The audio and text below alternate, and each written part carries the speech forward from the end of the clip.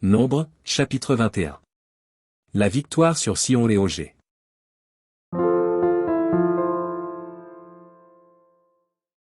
Le roi d'Arad, cananéen, qui habitait le Midi, apprit qu'Israël venait par le chemin d'Atarim. Il combattit Israël, et emmena des prisonniers. Alors Israël fit un vœu à l'Éternel, et dit, si tu livres ce peuple entre mes mains, je dévouerai ces villes par interdit. L'Éternel entendit la voix d'Israël, et livra les Cananéens. On les dévoua par interdit, eux et leurs villes, et l'on nomma ce lieu Horma. Ils partirent de la montagne de Hor par le chemin de la mer Rouge, pour contourner le pays d'Édom. Le peuple s'impatienta en route. Et parla contre Dieu et contre Moïse, pourquoi nous avez-vous fait monter hors d'Égypte, pour que nous mourions dans le désert?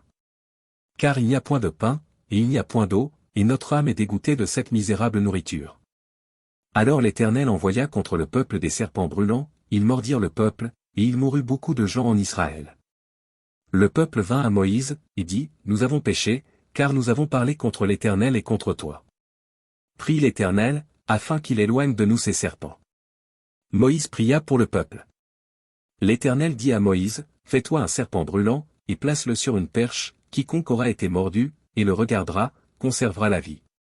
Moïse fit un serpent d'airain, et le plaça sur une perche, et quiconque avait été mordu par un serpent, et regardait le serpent d'airain, conservait la vie.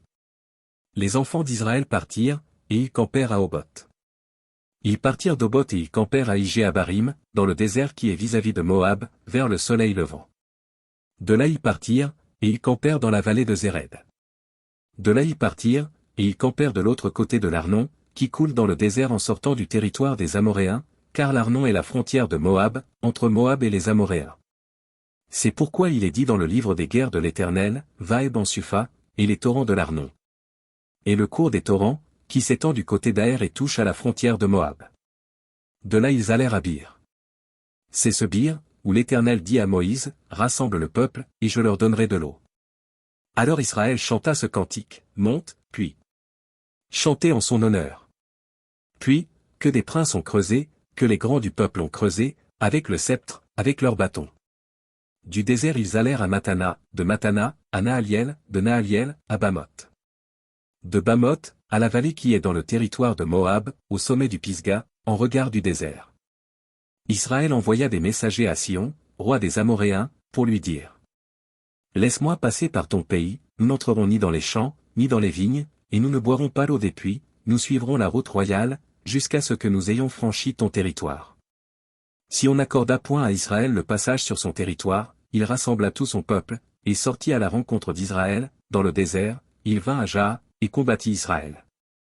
Israël le frappa du tranchant de l'épée et s'empara de son pays depuis l'Arnon jusqu'au Jabbok, jusqu'à la frontière des enfants d'Ammon, car la frontière des enfants d'Ammon était fortifiée.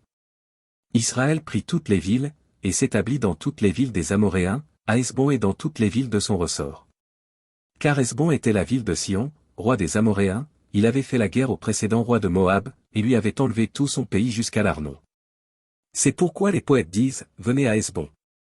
Que la ville de Sion soit rebâtie et fortifiée. Car il est sorti un feu de Hesbon, une flamme de la ville de Sion, elle a dévoré Aër Moab, les habitants des hauteurs de l'Arnon. Malheur à toi, Moab. Tu es perdu, peuple de Kémosh. Il a fait de ses fils des fuyards, et il a livré ses filles captives à Sion, roi des Amoréens. Nous avons lancé sur eux nos traits, de Hesbon à Dibon tout est détruit, nous avons étendu nos ravages jusqu'à Nophash, jusqu'à Medeba. Israël s'établit dans le pays des Amoréens. Moïse envoya reconnaître Jazer, et ils prirent les villes de son ressort, et chassèrent les Amoréens qui y étaient. Ils changèrent ensuite de direction, et montèrent par le chemin de Bazan. Ogé, roi de Bazan, sortit à leur rencontre, avec tout son peuple, pour les combattre à Édréi. L'Éternel dit à Moïse, ne le crains point, car je le livre entre tes mains, lui et tout son peuple, et son pays, tu le traiteras comme tu as traité Sion, roi des Amoréens, qui habitait à Hesbon.